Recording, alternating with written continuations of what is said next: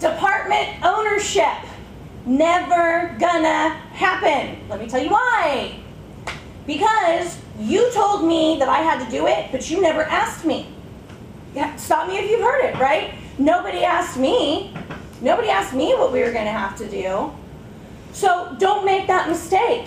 Either ask them or be able to say, we may not have asked you personally, but we did get with your department heads and they brought in 2 or 3 people and we had a discussion and this was what we put in the governance plan for your department. So I'm with you, I'm just doing what I'm told to do too, but we're kind of in this together now and we need to figure out how we're going to get you in compliance. That's why you need governance, so that you don't have to be the bad guy. You're helping them comply with the rules. You've been taking the wrong approach this whole time. So department ownership is not going to happen. They're not going to hire a SharePoint expert for the department like they should, like we've advised them to. So if department ownership isn't going to happen, then what are you going to do? Because if you go on without that, you're going to have to increase the support and the training on the back end.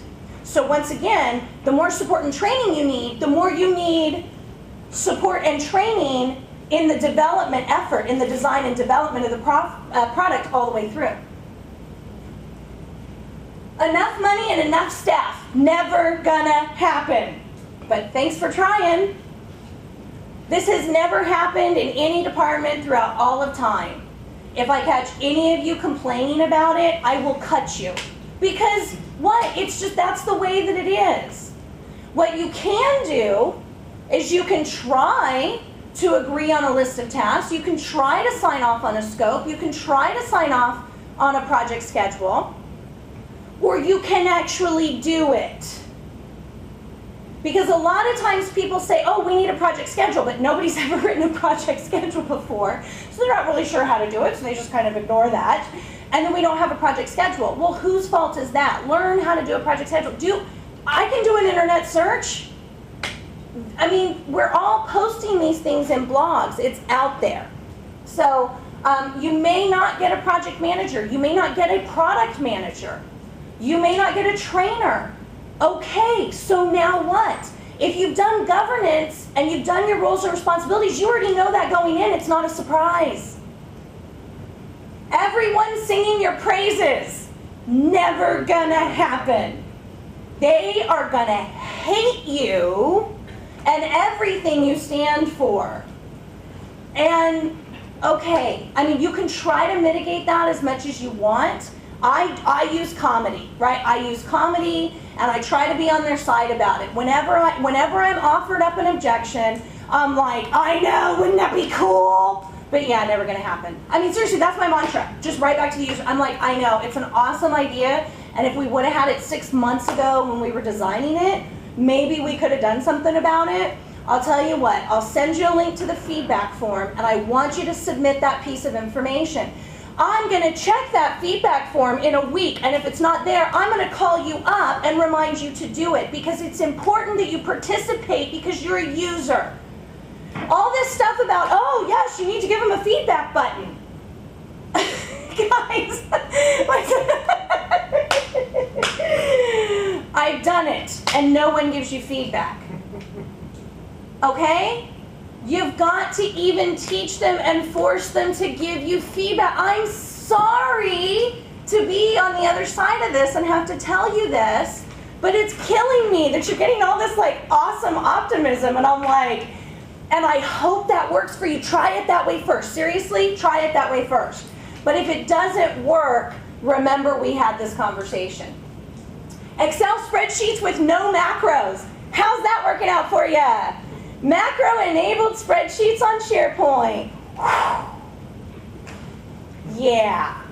I don't know what to tell you guys. Again, SharePoint isn't always the answer.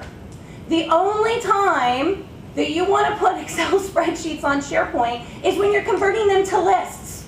And there's no formulas, and there's no conditional formatting, and there's no VB macros. Just let them stay in the file share. Why me in meetings. Why do file shares have to go away? Why? Because it's a freaking myth, people. They're not going to go away. Somewhere on here, SharePoint will replace your file shares. That's not going to happen either. Yeah.